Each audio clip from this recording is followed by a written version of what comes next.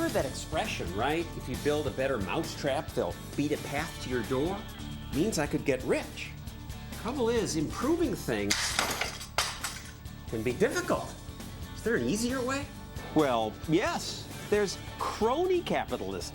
I could make friends with important people, the people who set the rules.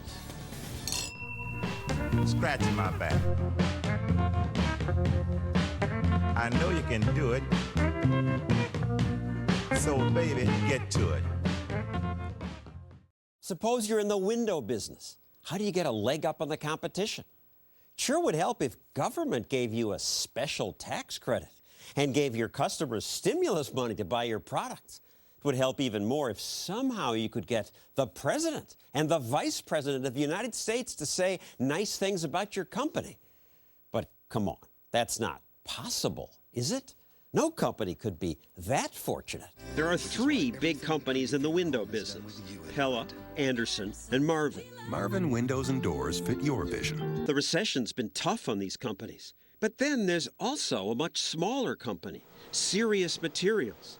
Sirius is booming, according to this article in Fortune. On a roll, according to Inc. magazine, which put Sirius's CEO on its cover with a story titled, "How to Build a Great Company." How did he do it? Well, he had some help from high places. Thank you, Mr. Vice President, for your unwavering support. That's Vice President Biden he's thanking. Without you and the Recovery Act, this would not have been possible. Biden returned the compliments. You're not just churning out windows. You're making some of the most energy-efficient windows in the world. I would argue the most energy-efficient windows in the world. Other window makers say, no, our windows are just as energy efficient. But the vice president hasn't visited their companies or even mentioned their names. And why am I talking about the vice president?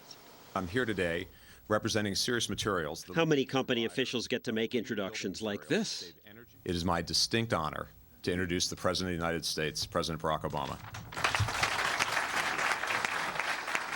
The president gave a speech on energy policy that cited, guess which company? Sirius Materials just reopened, as he mentioned, a manufacturing plant outside of Pittsburgh. And these workers will now have a new mission, producing some of the most energy-efficient windows in the world. Wow, what a dream endorsement.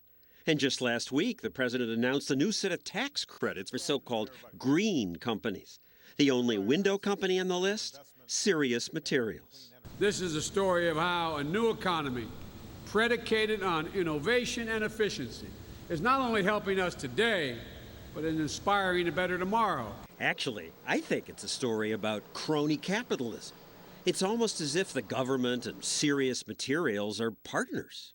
The company VP of Policy testified in Congress. Thank you for the opportunity to appear here today and share Sirius Materials' experience in creating green jobs. And here he is in this picture with so-called energy leaders at the U.S. Department of Energy.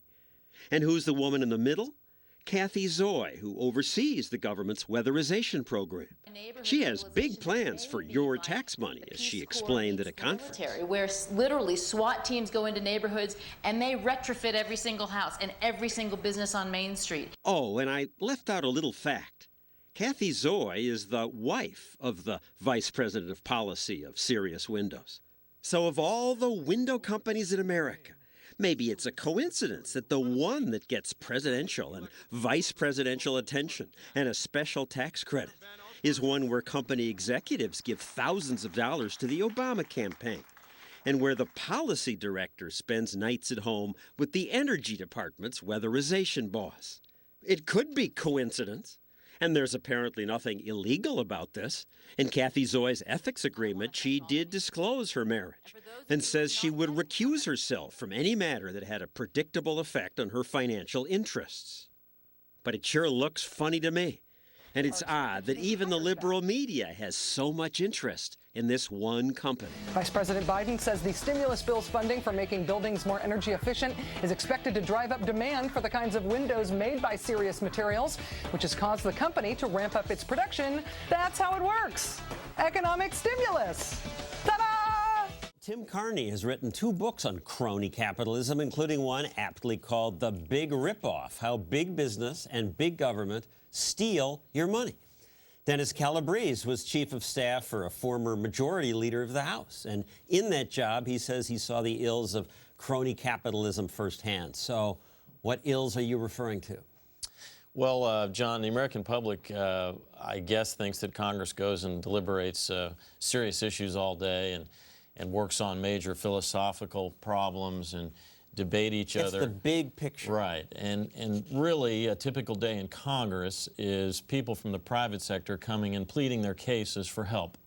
And it may be help for a specific company, like the window example. It may be help for an industry, an entire industry. It may be help for United States companies versus overseas companies, protectionism. But the business of... And they always make a good case. You have to be a really principled congressman to be tough enough to say no. Particularly if they're from your district and they're giving you campaign contributions. So your congressman is sucking up to these people. That's one, there's so many varieties that it's hard to narrow it down, but that's a common one. But this window company you named, I'm sure has got a lot of great employees. The problem is, so do their competitors. The competitors have, those jobs are just every bit as important as the jobs in that company. Congress picks winners and losers in the free enterprise system. That's wrong. That's corrupt. People think that's the job of the wise people in government. And they're wrong. And Congress has led them to believe that. Congress wants you to believe that free enterprise will be successful if the government gets involved in it. It'll be more successful. In fact, the record is it's less successful every time they get involved.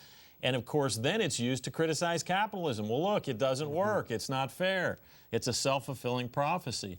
This is an unholy alliance, and it is being perpetrated, and the losers are the taxpayers and the voters and the stockholders of the companies. And Tim Carney, this is what you wrote about in The Big Ripoff. Yes, it's been going on since the beginning of the Republic, unfortunately. I think it's getting worse under the end of the Bush administration, beginning of the Obama administration. As government gets bigger. You see it everywhere. I think healthcare is one of the greatest examples where the president talks as if he's battling the special interests, but he cut a deal early on with the drug companies. This healthcare bill subsidizes drug companies. It keeps the ban on reimportation of drugs from Canada going. It provides mandates that we have to buy health insurance. Again, this is not business going out and trying to convince consumers to buy their products. They're convincing politicians to force people to pay for their products.